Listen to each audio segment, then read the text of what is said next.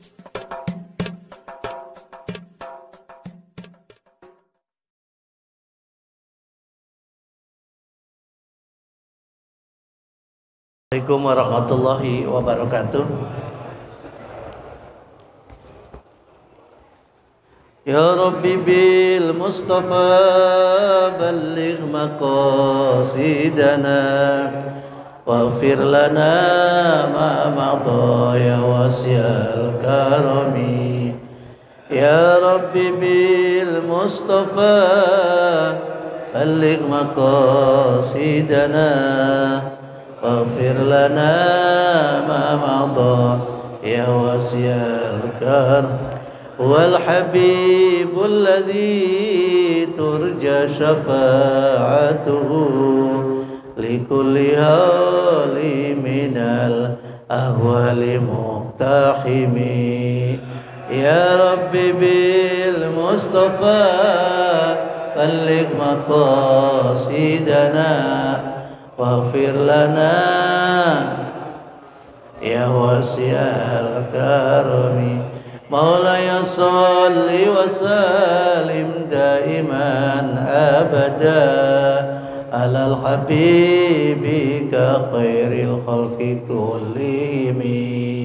Ya Rabbi bil Mustafa sidana waghfir lana ma madha ya wasi'al karami. Allahumma salli wa sallim wa barik alaihi. Bismillahirrahmanirrahim. Alhamdulillahirabbil alamin wa bihi nasta'inu ala umuri dunya waddin. Assalatu wassalamu ala asrafil anbiya'i wal mursalin wal aqibatul muttaqin wala udwana illa ala dzalimin. Rabbi ishrah li sadri wa yassir li amri wa hlul 'uqdatam min lisani yafqahu qawli.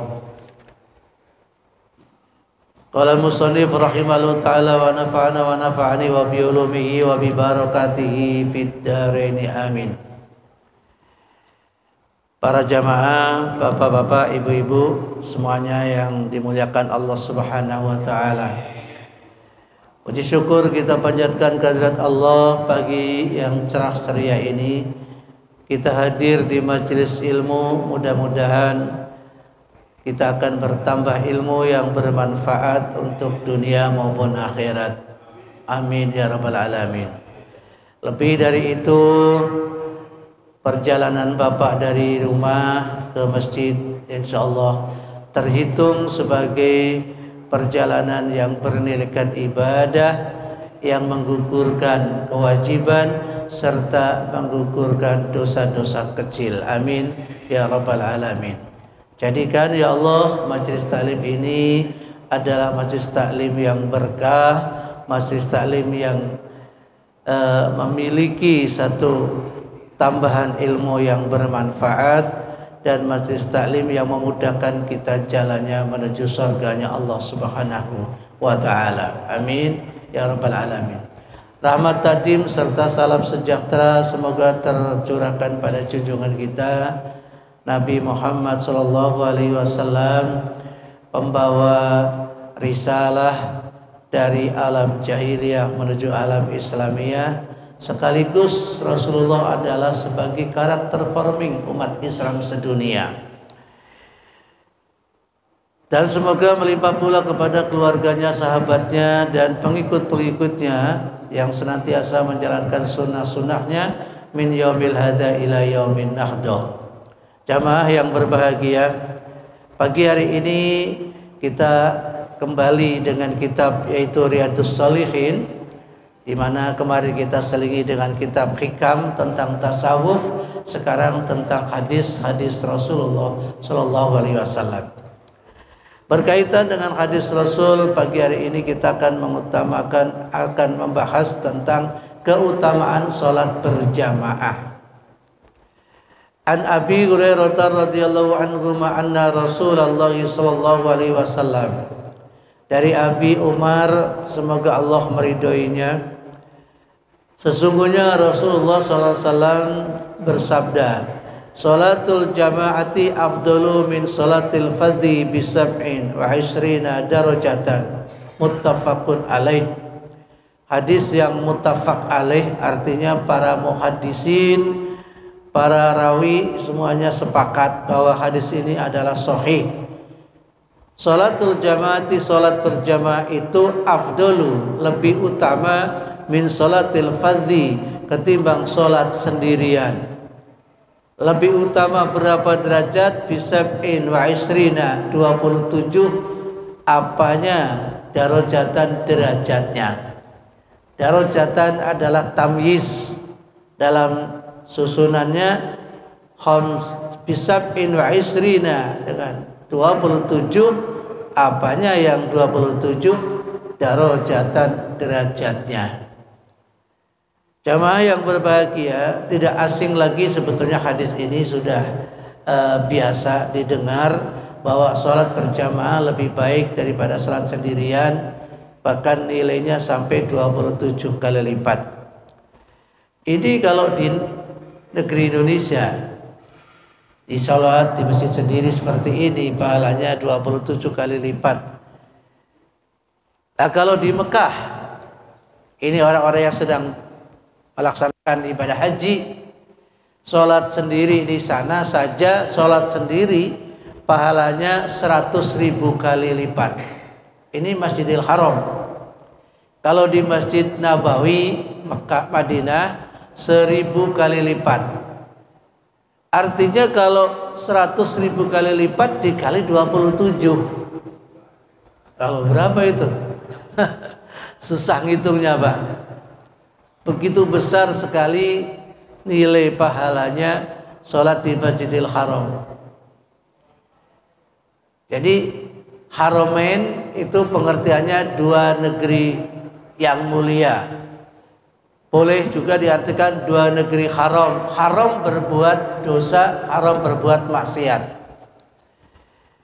Sebaliknya di sana itu kalau melakukan sesuatu 100.000 kali lipat, kalau melakukan dosa, dosanya juga 100.000 kali lipat. Jadi jangan dianggap di sana kalau berbuat dosa itu kecil dosanya, besar juga, ya dilipatkan 100.000 kali lipat. Jadi ada 3 masjid yang pahalanya itu besar. Pertama Masjidil Haram di Mekah, kedua Masjid Nabawi di Madinah, ketiga Masjidil Aqsa. Masjidil Aqsa itu 500 kali lipat. Nah masjid yang lain selain itu ya biasa, kayak masjid kita satu, derajatnya satu kalau nggak sholat berjamaah. Kalau sholat berjamaah menjadi 27 kali lipat. Masya Allah. Wa an Abi Hurairah radhiyallahu anhu qala Rasulullah sallallahu alaihi wasallam salatul rajuli fi jama'atin tud'afu ala salatihi fi baitihi. Salatnya seorang laki-laki, atau disebut laki-laki itu juga sudah termasuk perempuan. Bahasa Arab itu begitu, disebut golongan laki-laki, golongan perempuan sudah ada di dalamnya atau termasuk. Salatul rajuli fi jama'atin tud'afu ala salati fi baitihi. Salatnya seseorang, baik laki-laki maupun perempuan, ini terutama laki-laki ya, dengan berjamaah itu dilipat gandakan sholatnya ketimbang sholat sendiri di bait atau di rumah. Wa fi suqihi khamsan wa isrina. Ada yang mengatakan derajatnya dilebihkan 25 kali lipat. Kalau tadi 27, ini khamsan wa isrina. Difan dilipat gandakan 25 kali lipat. Wa dzalika annahu idza tawaddu'a fa aqsana fasal wudu'a. Yang demikian itu apabila, ini masih ada catatannya nih, ada syaratnya yaitu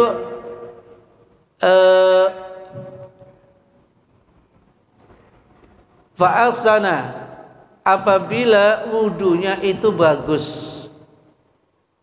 Fa'aksanal wudu'a, ya. Jadi dia itu akan dilipatkan 25 kali lipat apabila wudunya bagus.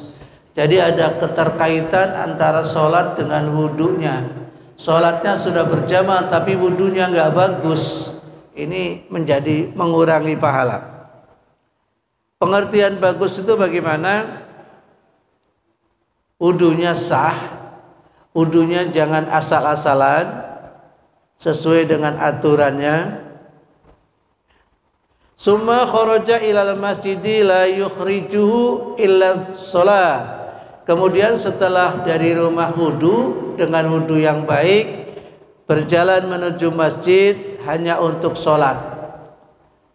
Lam yaktu khutwatan illa rufi'at lahu biha darajatun. Tidak ada lain kecuali dosa-dosa kita, kealfaan kita itu diampuni oleh Allah, dan setiap langkahnya rufi'at lahu biha darajatun. Setiap langkah kita ada nilai-nilai yang unggul atau nilai-nilai yang tinggi, itu derajatnya. Setiap langkah 1 derajat. Ini yang paling jauh siapa ini di sini? Iya, Bang Billy paling jauh dia.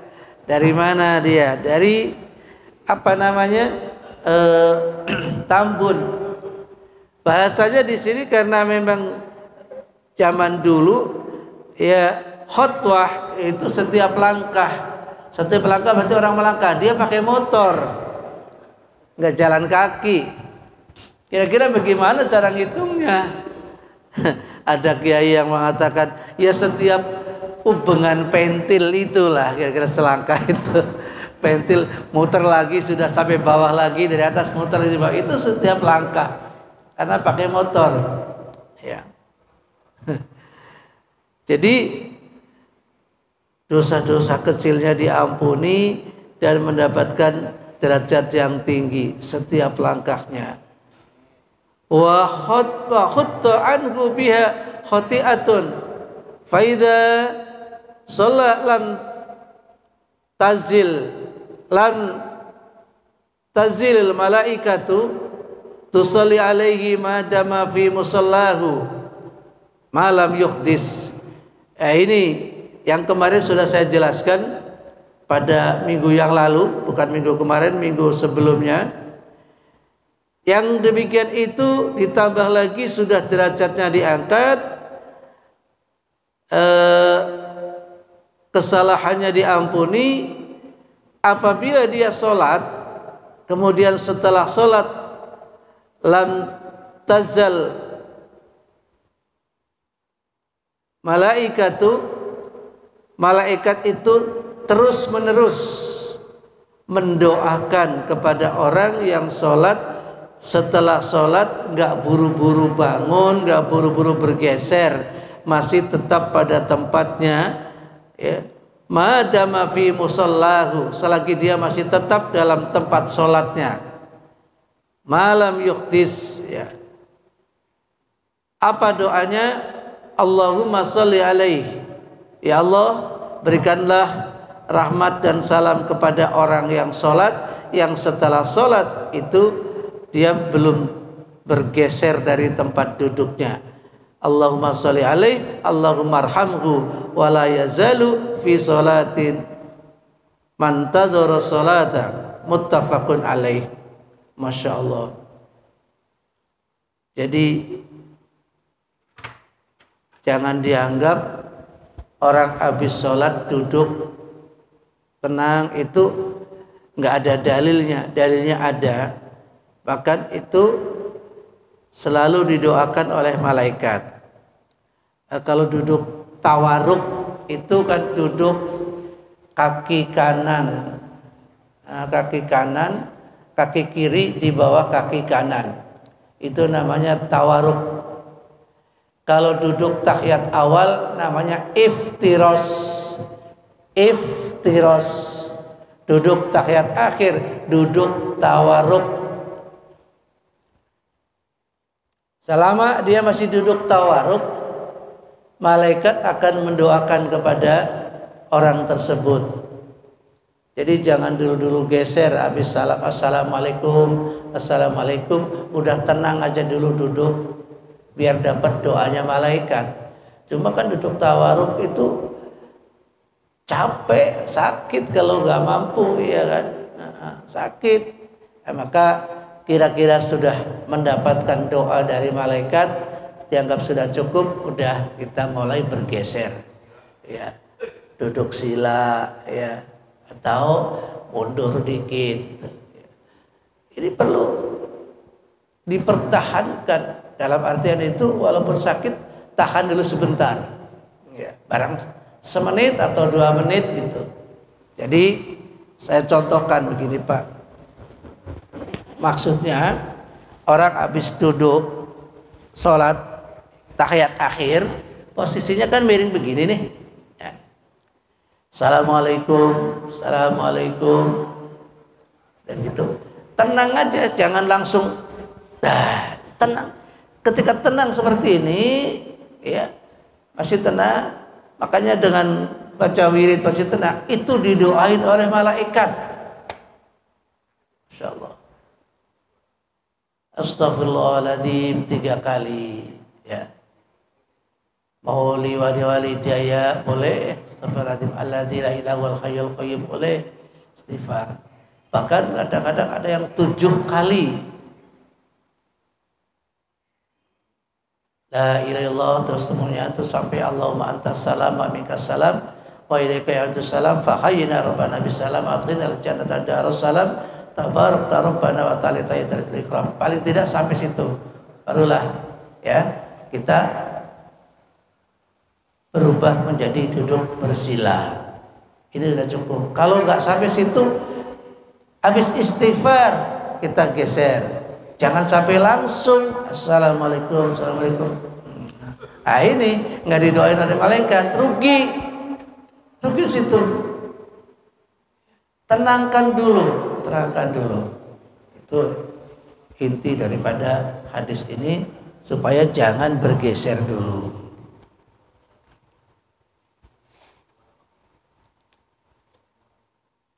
Ya ini anginnya kenceng tadi mana nih?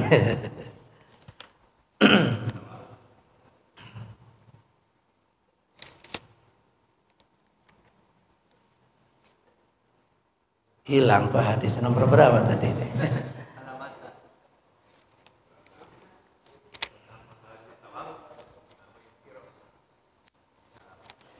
Iftiras, duduk tahiyat akhir namanya iftiras. Allahumma sholli alaihi Allahumma arhamhu. Nah itu doanya malaikat terhadap orang yang sholatnya setelah sholat selesai masih tetap dalam posisinya. Sholat berjamaah sangat dianjurkan karena pahalanya besar. Cuma kadang-kadang kita kalau lagi capek, lagi segen, ya, mau ke masjid atau ke mushola segen banget itu. Di mana sih kelebihan sholat berjamaah? Kalau kita sholat berjamaah, analoginya ini ada 2 analogi saya. Pertama, kereta api perjalanan Jakarta Surabaya, lokomotifnya bagus, imamnya bagus. Nah kita makmum itu kadang-kadang bacaannya belum tentu benar, masih ragu-ragu, bahkan pikirannya kalau lagi sholat kemana-mana gitu. Tapi asal gandeng dengan depannya, ngikut berjamaah, rombongan, artinya berjamaah bareng-bareng, maka pahalanya sama dengan imam. Semuanya sama semua. Padahal bacaannya masih belepetan. Yang penting makmum, yang penting berjamaah. Kalau itu belakang gerbong, bahkan di belakang ada gerbong sapi misalnya, tetap akan sampai. Yang penting ikut dengan depannya, gandeng. Dibalik dari Surabaya ke Jakarta, lagi musim mau kurban ini, sapi dari kampung ke sini bawa pakai gerbong. Nyampe Jakartanya bareng dengan yang kelas eksekutif. Yang penting nyambung gitu. Nah, ini sama dengan orang berjamaah. Keuntungannya itu pahalanya sama. Bahkan kita sholat berjamaah jadi makmum, hanya baca Fatihah saja, habis itu lupa, gak baca apa-apa, suratan gak baca, pokoknya ngikut aja, ngikut, pahalanya sama. Ya Allah, itu keuntungannya. Dan analogi yang kedua, seseorang tanpa disengaja menjadi penjual kedelai misalnya, lalu dalam satu karung itu ada kerikil-kerikilnya atau pasir, ada 2 kilo campur dengan kedelai sekarung, kan nggak ketara itu 2 kilo, dan bukan dia yang nyampurin karena memang sudah begitu dari sononya gitu, dijual, ditimbang, itu kerikil jadi harganya sama dengan kedelai. Padahal cuma kerikil, ikut ketimbang jadi sama harganya dengan kedelai. Cuma kalau kita sengaja-ngaja nyampurin kan nggak boleh, Pak. Nggak boleh. Wah, ini biar timbangannya berat, dikasih kerikil banyakin, itu nggak boleh. Sama juga dengan sapi, kalau mau ditimbang dikasih minum banyak sekali, jadi sapi gelonggongan. Itu dosa, nggak boleh. Kerikil bisa laku sama dengan kedelai nilainya. Karena apa? Karena bergabung, karena jamaah. Jadi sholat berjamaah itu sangat-sangat penting. Kalau kita betul-betul rajin, Pak, insya Allah ya, dosanya diampuni, ditingkatkan derajatnya sampai 27 kali lipat. Masya Allah. Ini jamaah kita Pak Pri sudah kirim foto dan doa, saya mau sholat di depan Ka'bah. Luar biasa ya. Ini sudah di Mekah ini. Mudah-mudahan kita doain, mudah-mudahan lancar, aman. Semuanya saja di antara saudara-saudara kita, bahkan seluruh jamaah haji Indonesia, mudah-mudahan sudah 60.000 masuk ke Mekah. Hari ini sudah 60.000 masuk ke Mekah. Berarti 110.000, sudah 50% masuk Mekah. Sebagian ada yang belum berangkat, sebagian ada di Madinah. Kalau sudah tanggal 6 Zulhijjah, itu sudah masuk Mekah semua. Tidak boleh ada yang di Madinah. 6 Zulhijjah, 6, 7, 8, 9. Berarti 9 kan mau wukuf nih. Mau wukuf. Jadi tanggal 6 dan 7 itu sudah di Mekah semuanya. Maka tanggal 4 Zulhijjah itu Jeddah sudah close. Nggak ada lagi penerbangan dari manapun, dari negeri manapun masuk Jeddah di tanggal 4 jam 00. Sudah tidak boleh lagi. Ya, tidak bisa mendarat di situ. Akhirnya dia mutar-mutar, kadang kalau terlambat turun di, bukan di Jeddah tapi di negara, masih negara Arab tetapi ibu kotanya. Dari situ baru naik kendaraan pakai darat. Kalau terpaksa pakai bis, jadinya kan gitu. Jadi persiapan demi persiapan sudah dari tahun ke tahun. Tanggal 4 tidak boleh ada pesawat mendarat di Jeddah, tidak ada. Di Madinah pun nggak boleh. Iya. Tanggal 6 sudah kumpul di Mekah. Pernah terjadi travel dulu 3 utama. Ketika jamaahnya itu 1000 jamaah. Berapa bis itu? Satu bis isinya cuma 40. Kemudian 1000 jamaahnya. Ada yang ketinggalan 3 bis, nggak bisa wukuf. Batal hajinya. Dia menuntut untuk diberangkatin lagi tahun berikutnya. Masya Allah, 3 bis 140 berapa juta itu. Jamaah plus 3 utama waktu itu lagi jaya-jayanya, sampai enggak, karena macet dari Madinah, dia sudah tanggal 8, kurang sehari wukuf, macet di jalan, enggak bisa jalan, enggak sampai wukuf, gagal hajinya. Masya Allah. Nah, terus dari beberapa tahun ke tahun itu dipastikan tanggal 6 harus sudah sampai di Mekah. Terakhirnya sekali tanggal 7 dan sudah tidak ada lagi jalan untuk masuk ke Mekah setelah tanggal 7 itu. Karena sudah persiapan tanggal 8-nya masuk ke Arafah. Salat berjamaah sangat dianjurkan. Diriwayatkan oleh Abi Hurairah. Kalau tadi awalnya Abi Hurairah, kemudian di belakangnya wa anhu, dan juga dari Abi Hurairah wa anhu radhiyallahu anhu qala atan Nabi sallallahu alaihi wasallam rajulun a'ma faqala ya Rasulullah laisa li qa'idun ya'uduni ilal masjidi.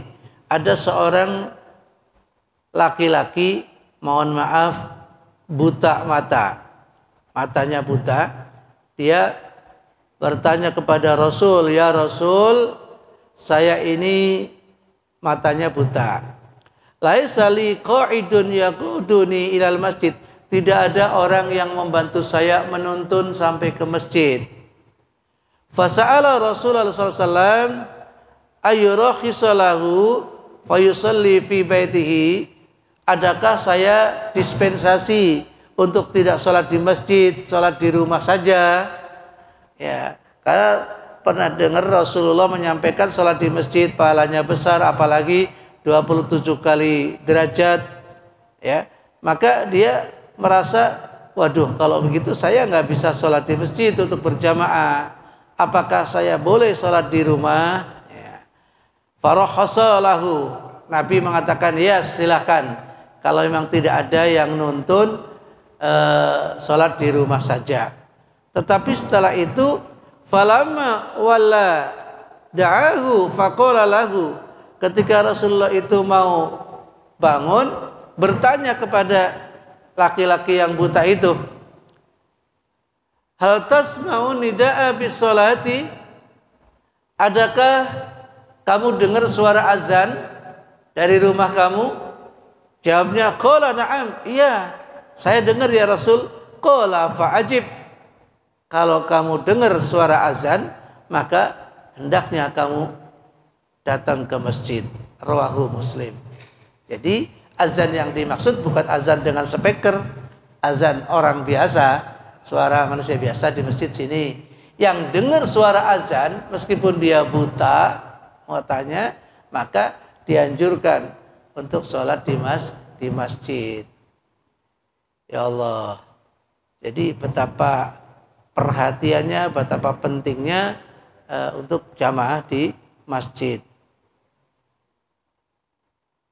Jangan nggak pernah ke masjid, begitu sekali-kali ke masjid, bukannya sholat, disolatin. Ya, ini kan, Masya Allah. Jangan sampai terjadi seperti itu.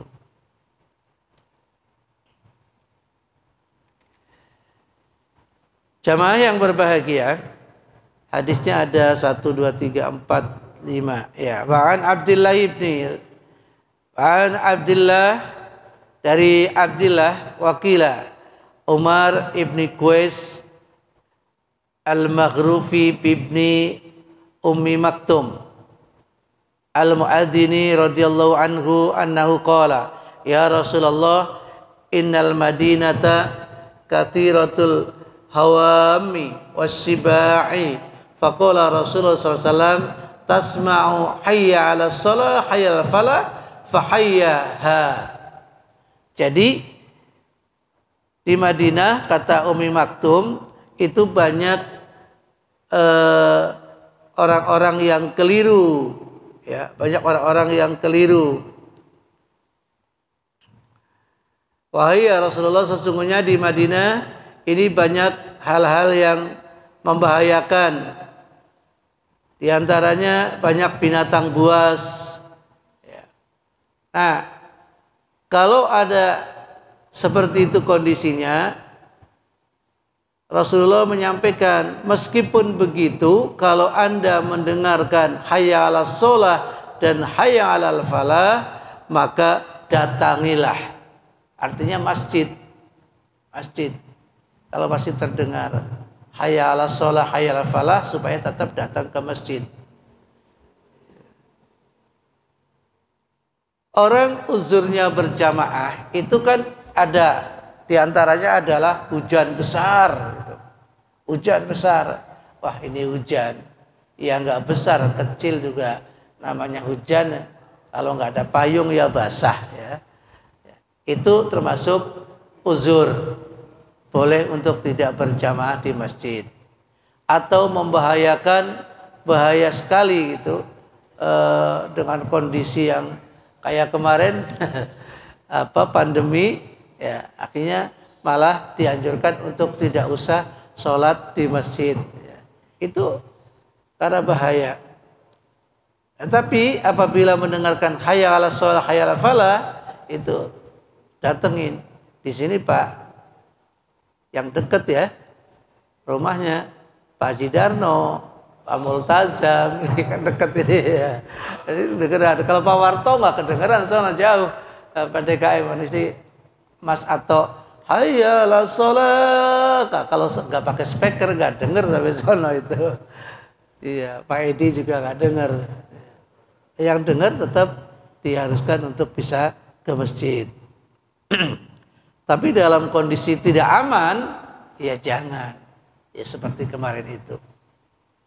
Wa an Ibnu Mas'ud radhiyallahu anhu qala, man sarrahu ayyalqaha ta'ala musliman falyuhafidh ala haula'i sholawati haitsu yunada bihinna fa innallaha syara'a linabiyikum.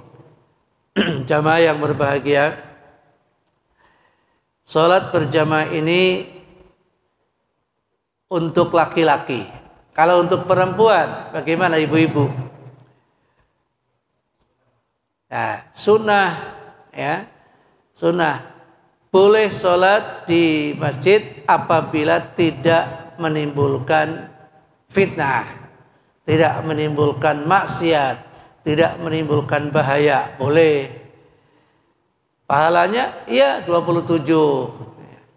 Yang baik sholat bagi wanita di rumah, kalau lebih aman di rumah berjamaah. Jamaah dengan siapa? Ya dengan anak-anak. Karena bapaknya itu dianjurkan sholatnya di masjid. Kalau dengan bapaknya, sekali-kali bapaknya juga dalam sehari semalam mungkin 1 kali sholat di rumah berjamaah dengan istri. Ya. Boleh juga seperti itu, berbagi.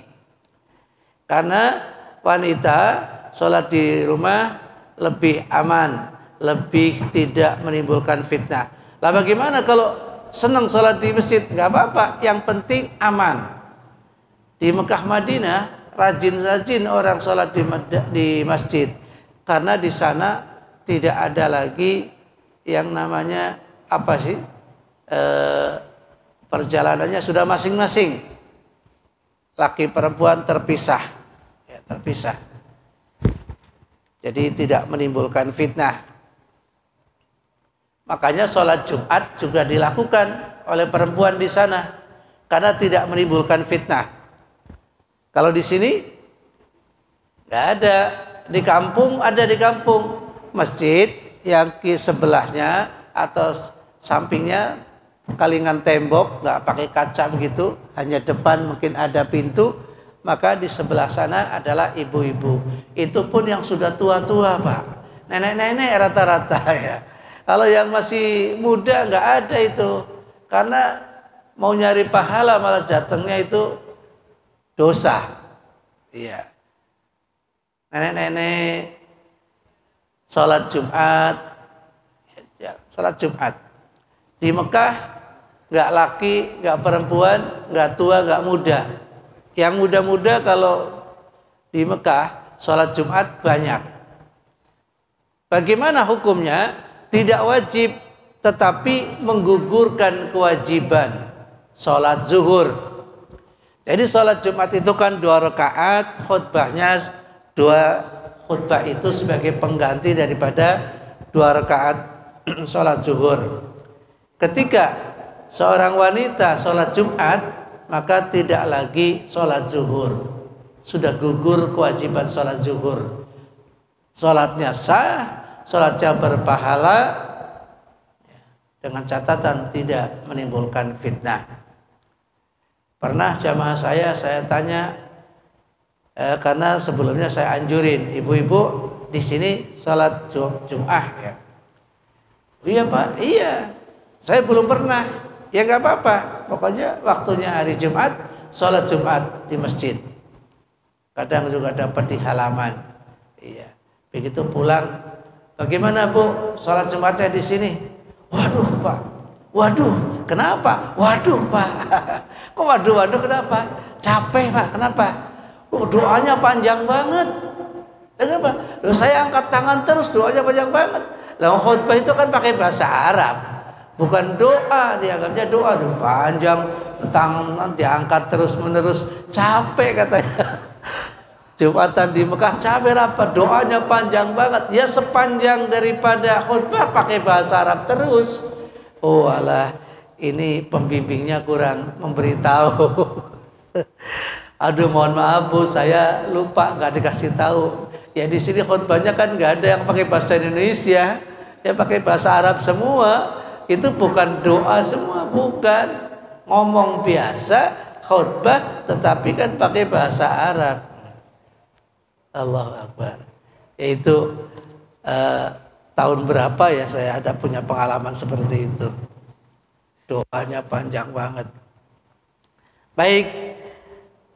Wa Nabi Darda radhiyallahu anhu qala sami'tu Rasulullah sallallahu alaihi wasallam yaqulu ma min salasatin fi qaryatin wala badwin wala tuqamu fihi as-salatu illa qad istahwadha alaihimus syaitan fala alaikum bil jama'ati fa inna ma yaqulu dhi'bu minal ghanami al-qasiyati.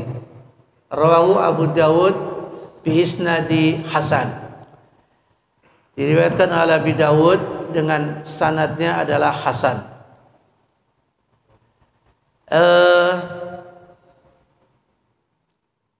Rasulullah SAW, kata Abi Darda, pernah mendengar Rasulullah SAW, beliau bersabda, ma min salasatin fi qaryatin, ma min salasatin fi qaryatin, apabila di suatu desa atau kampung terdapat 3 orang, wala badwin wala tuqamu fihim, dan di situ tidak diadakan sholat jamaah, apa yang terjadi? Niscaya mereka telah dijajah oleh setan. As-salatu illa qad istahwada alaihimus syaitan. Ada 3 orang, kok sholatnya gak berjamaah, berarti itu sudah dijajah oleh setan, digoda oleh setan, sudah kena godaan setan. Fa'alaikum bil jamaah fa innama yakulu dhi'bu minal ghanami al-qasiyah. Ketahuilah bahwa harimau atau macan yang memakan seekor kambing itu kambing yang sendirian. Kambingnya yang sendirian. Jadi jangan kita senang sendirian, nanti akan dimakan harimau, artinya celaka. Celakalah kalau kita tidak bergabung. Kambing yang terpencil atau tertinggal dari kawannya, itu yang biasanya diterkam oleh singa atau macan. Ini bahasa gambaran saja. Kita itu kalau tidak memiliki komunitas, ini kadang-kadang ada apa-apa nggak ketahuan, sakit nggak ketahuan, sedang susah juga nggak ada yang tahu. Tapi sekitar kita seling berjamaah, bahkan ada salaman juga, itu ketahuan kita. Makanya seorang imam sebelum sholat bisa nengok ke belakang supaya barisannya itu diatur lurus dan rapat. Sebagian juga si A si B paham yang berjamaah, ada semuanya. Apalagi ditambah dengan salaman. Oh ya Allah, 30 orang setiap subuh, subhanallah. Ini sangat bermanfaat. Kalau kita nggak maunya menyendiri aja di rumah, urusannya itu rumah kantor, nggak pernah ikut sosialisasi atau di lingkungan, ini ibaratnya dimakan macan itu gampang, dimakan harimau gampang. Ya. Untuk itu rajin-rajinlah kita sholat berjamaah. Kalau kelihatan nggak pernah sholat ini kemana, ditanya sedang sakit, nah berarti ada yang ngedoain mudah-mudahan cepat sembuh.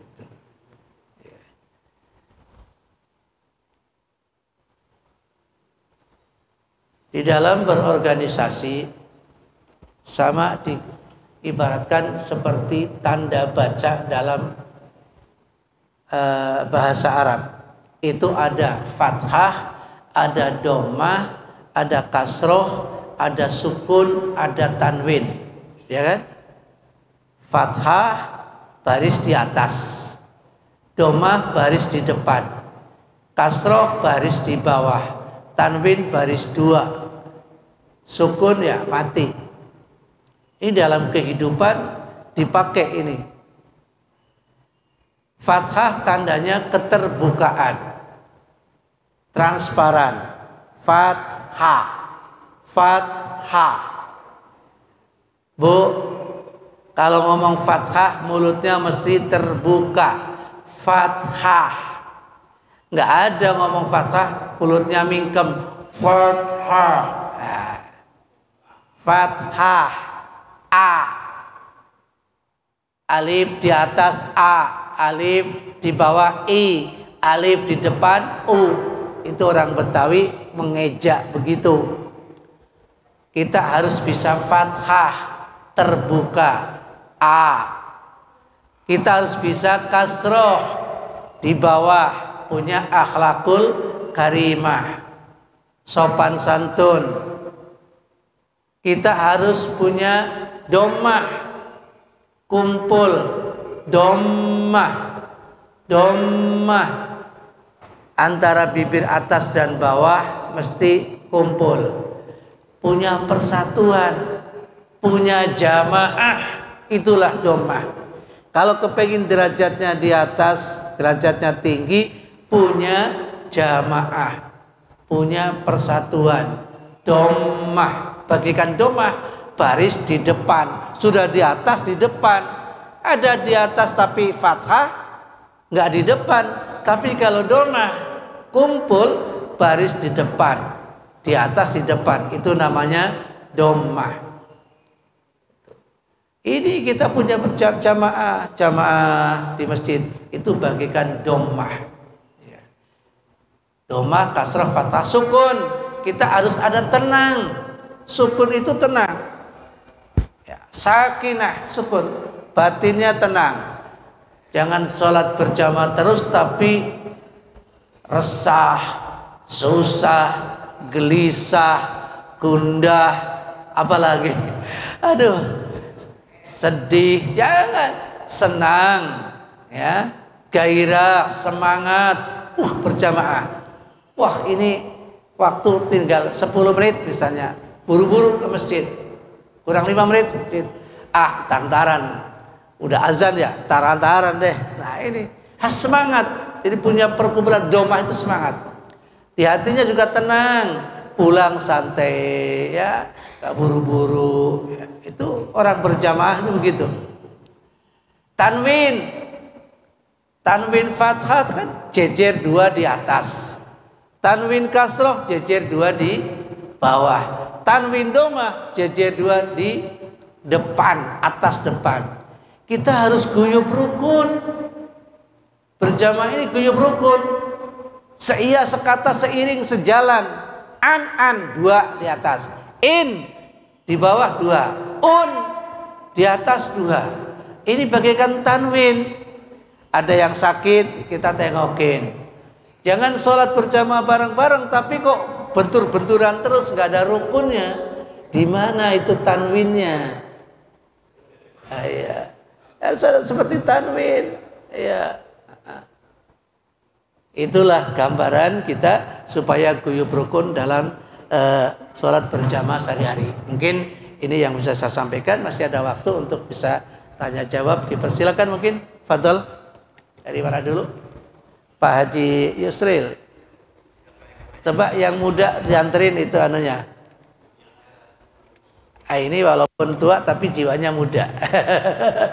Yang nganterin. Silakan fadhol Pak Haji. Bismillah. Assalamualaikum warahmatullahi wabarakatuh. Waalaikumsalam warahmatullahi wabarakatuh. Kalau kita di suatu masjid, tiba-tiba azan sudah berkumandang, tapi di masjid itu ustadznya masih sibuk ceramah.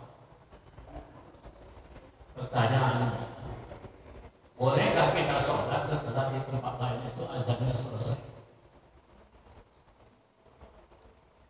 Karena di tempat kita masjid itu ustadznya masih sibuk ceramah, kita nggak dengar azan, dan kita boleh nggak sholat? Sholat di rumah atau sholat di masjid? Kita di suatu masjid, tiba-tiba azan berkumandang di masjid yang lain. Iya. Sedangkan di masjid kita itu ustadznya masih sibuk ceramah. Iya. Sehingga mungkin tidak dengar itu azan. Sampai di masjid yang satu lagi, setelah azannya selesai, bolehkah kita sholat? Baik. Karena sholat itu prinsipnya adalah harus segera. Iya. Ada lagi pertanyaan saya, bolehkah kita sholat? Itu, terima kasih. Wassalamualaikum warahmatullahi wabarakatuh. Waalaikumsalam warahmatullahi wabarakatuh. Pertanyaannya sangat menarik sekali, bagus Bapak. Bolehkah kita sholat di masjid sementara masjid kita ini belum azan karena sedang ada pengajian atau sedang ada ceramah? Boleh sholat sunnah qobliyah, boleh ya. Bahkan kalau mau sholat wajib pun boleh, tapi sendiri barangkali ya. Ajilu bis sholati qoblal faut wa ajilu bi taubati qoblal maut. Ini hadis. Bersegeralah engkau untuk melaksanakan sholat sebelum waktunya itu habis, waktu sholat, dan bersegeralah menuju taubat sebelum ajal menjemput. Waktu sholat itu ada batasan-batasannya. Dalam ilmu fikih, mulai sholat subuh jam berapa sampai jam berapa ada. Sholat zuhur jam berapa sampai jam berapa ada. Maghrib, Isya juga begitu. Mulai Isya itu kapan, berakhirnya kapan. Paling panjang waktunya adalah sholat Isya. Ketika kita datang ke masjid, di masjid sedang ada taklim, ceramah taklim ya. Jadi wajib dengan wajib. Sholat wajib, taklim juga wajib. Ini masuk pada usul fikih jadinya. Wajib dengan wajib. Ada dua wajib seperti ini. Ini ngaji begini ini wajib nih, wajib hukumnya. Contoh misalnya ada orang mau masuk sini sekarang ini, ujuk-ujuk dia salam, nggak wajib dijawab. Karena ini wajib mengucapkan salam, hukumnya sunnah. Walaupun aslinya menjawab salam wajib, tetapi sunnah itu nabrak wajib, nggak kena. Ini hukum. Kemudian sholat di awal waktu itu adalah afdol, paling utama. Tapi nggak di awal waktu pun sah kan? Sah. Sementara waktu itu sedang ada wajib, yaitu taklim. Taklim ada wajib. Sholatnya berjamaah, jamaah sunnah muakkadah. Sholatnya wajib, jamaahnya sunnah muakkadah. Bisa sedikit digeser agak berapa menit ya, 5 menit, paling lama 10 menit itu udah kelamaan. Agak terlambat 10 menit ya wajar karena sedang melaksanakan wajib yaitu ngaji. Cuma harusnya komitmen konsekuen. Kalau memang sudah azan ya segera mengakhiri supaya di masjid kita itu azan. Tanggung jelasinnya. Ya nanggung itu kan paling-paling 5 menit cukup itu. Jelasin. Tapi kalau sampai 10 menit kelamaan. Walaupun itu boleh, yang sholat juga boleh, yang jelasin juga patokannya itu tadi. Saya sedang menjalankan wajib ini. Gitu. Sementara Isya itu waktunya paling panjang sampai fajar itu masih boleh. Ya. Sebelum fajar sidik pokoknya itu masih boleh sholat Isya. Disinilah benturannya kita mengejar afdol. Di sini ada wajib, jadi harus saling ada pengertian sama-sama. Yang mengejar afdol geser mundur sedikit, yang mengejar taklim wajib ini harusnya juga tahu waktu sudah azan. Jangan berlama-lama. Kelamaan itu ya itu jadi orang yang mau berjamaah jadi kelamaan nunggunya. Ini gurunya harus paham yang seperti itu. Yang nunggu waktu Isya juga harus paham, oh ini wajib.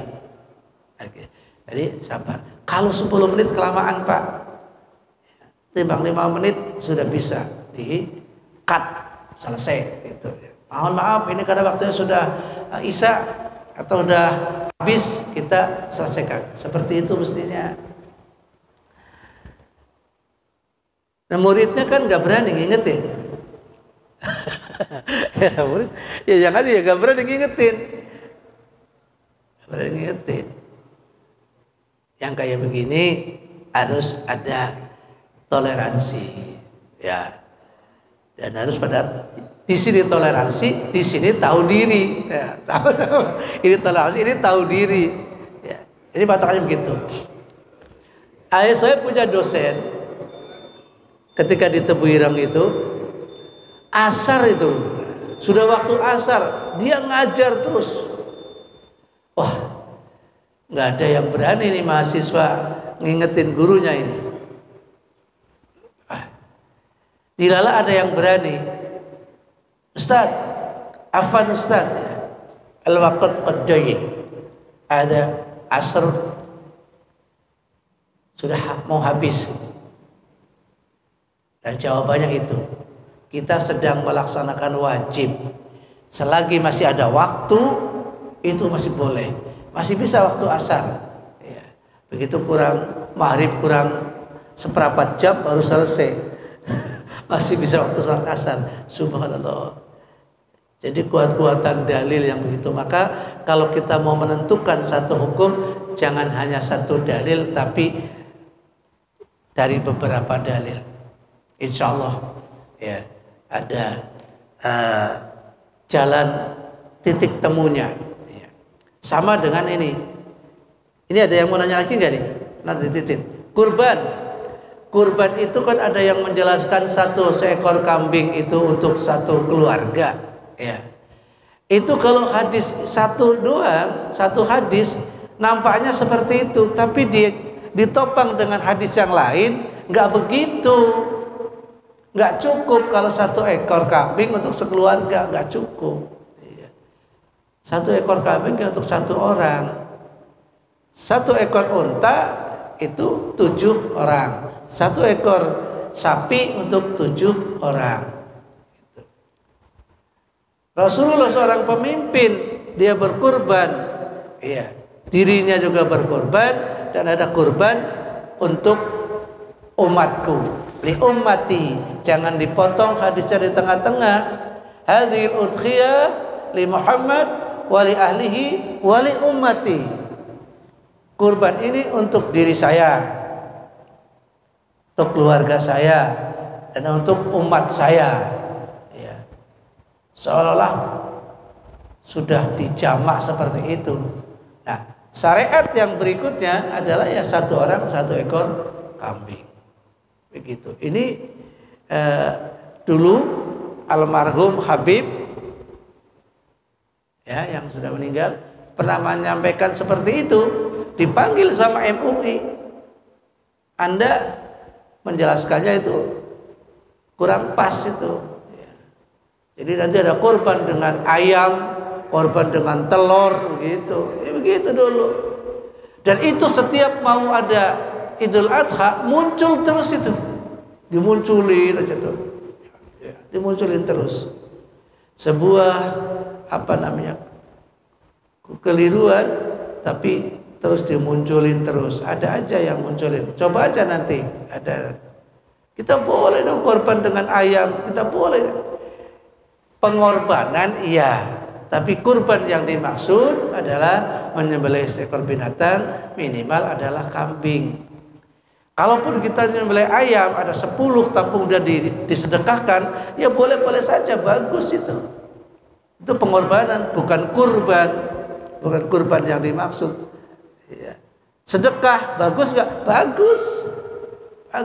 Pakai ayam silakan, tapi bukan kurban yang dimaksud mengikuti daripada napak tilas Nabiullah Ibrahim alaihi salam.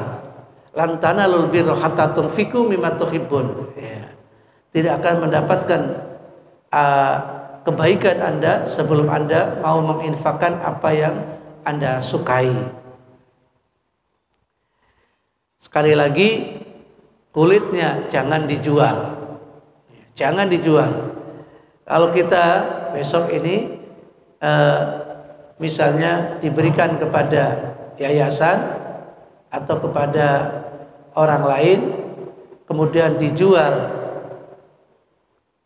kulitnya diberikan kepada yayasan yang punya asuhan anak yatim misalnya, oleh mereka dijual, itu urusan mereka. Mudhohi, orang yang berkurban, menyerahkan kepada panitia. Berarti panitia punya kewajiban untuk memberikan kepada yang berhak. Belum diberikan kepada yang berhak, dijual, ini nggak boleh. Diberikan kepada yang berhak, yayasan punya, yayasan anak yatim juga punya, diberikan. Oleh mereka dijual, kemudian disedekahkan lagi, dibalikin ke sini, nggak masalah, boleh-boleh aja. Oleh yayasan dijual, duitnya ini akan saya sedekahkan buat orang-orang yang merawat, orang yang ngulitin, orang yang sedang capek, disedekahkan lagi, boleh. Kadang-kadang ada yang memfasilitasi. Ini mau duitnya saja yang mau saya serahkan kepada panti asuhan. Panitia menjual kulitnya. Hasilnya disedekahkan kepada apakah fakir miskin atau mungkin kepada anak yatim. Masih belum boleh seperti itu, karena yang transaksi panitia. Harusnya panitia bukan yang transaksi, dia hanya memfasilitasi, boleh. Ini ada 10 kulit sapi misalnya, ada pedagang. Siapa yang mau diserahin? Anak yatim, fakir miskin, janda, duda apa begitu, jangan janda aja. Nih Pak, ini 10 saya serahkan ke Bapak. Nah oleh Bapak ini kalau mau dijual Pak, ini pembelinya ada, silakan Bapak berembuk. Nah itu begitu yang benar. Jangan ini berapa beraninya ini. Nah dia yang transaksi, panitia nggak boleh. Yang transaksi ya benar. Ini yang mau beli silakan, berjadi berapa. Nah sama dia disedekahkan ke kita lagi boleh, dimiliki oleh dia juga boleh, silakan. Masalah pembagian, orang yang kurban kalau nggak kebagian dagingnya nggak apa-apa Pak, nggak wajib. Tetapi umumnya di sini dapat bagian. Andaikan seekor kambing, kaki belakang, paha belakang diberikan kepada yang berkurban, boleh. Kan tidak boleh yang berkurban itu melebihi sepertiga. Saya mau korban sapi patungan, tapi ntar kepalanya buat saya ya, sama kakinya saya, buntutnya saya, pelernya saya. Lah ini mah namanya bukan korban, cuma minta tolong potongin tuh sapi, habis itu kembali banyak banget. Di mana korbannya kalau begitu? Ya, jangan. Tidak boleh mengeluh. Misalnya yang kurban, oh saya kurban kok dapatnya tulang ini, banyak tulangnya. Nah ini luruskan niatnya waktu berkurban. Hati-hati, luruskan niatnya waktu berkurban. Jangan karena kepingin dapat bagian lebih banyak, bukan. Di Mekah di mana orang kurban los aja, terserah. Mau disembelih mau enggak itu yang berdosa mereka kalau bohong. Dikasihkan siapa terserah. Enggak butuh untuk mendapatkan bagian. Mau 2 kilo itu enggak butuh. Enggak sempat juga kalau di sana. Udah ikhlas lillahi ta'ala benar-benar itu. Udah kurban, silakan. Di sini karena umumnya kebagian yang berkurban, sekali lagi kalau mungkin ada tulangnya jangan mengeluh. Oh ini panitia gimana ini, kurang asem banget ini. Masa ini daging cuma sedikit tulangnya banyak. Ini di sini.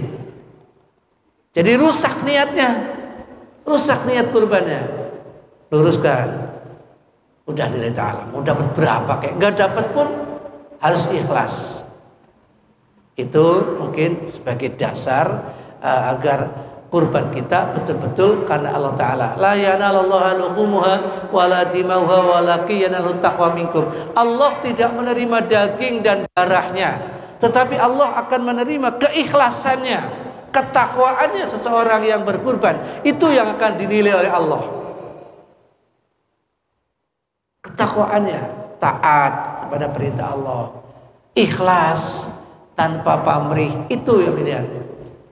Dan jangan sampai lagi ini terakhir ini ya, niat kurban untuk tandingan. Kita kurban yuk rame-rame biar hebat, masjid kita biar hebat. Masjid sebelah sono kalah nanti sama kita. Tanya sono, berapa kurbannya sono? 2. Di sini 8. Hebat kan? Nah ini niatnya berubah, diluruskan. Niat karena Allah, bukan untuk saling tandingan. Ini saja dari kami. Tentu saja kurang lebihnya mau dibukakan pintu maaf. Wallahul muwaffiq. Oh ya maaf, untuk Sabtu besok libur dulu. Kebetulan saya ada haul orang tua, mungkin pulang kampung dulu. Terima kasih. Billahi taufiq wal hidayah wal afu minkum. Wassalamualaikum warahmatullahi wabarakatuh.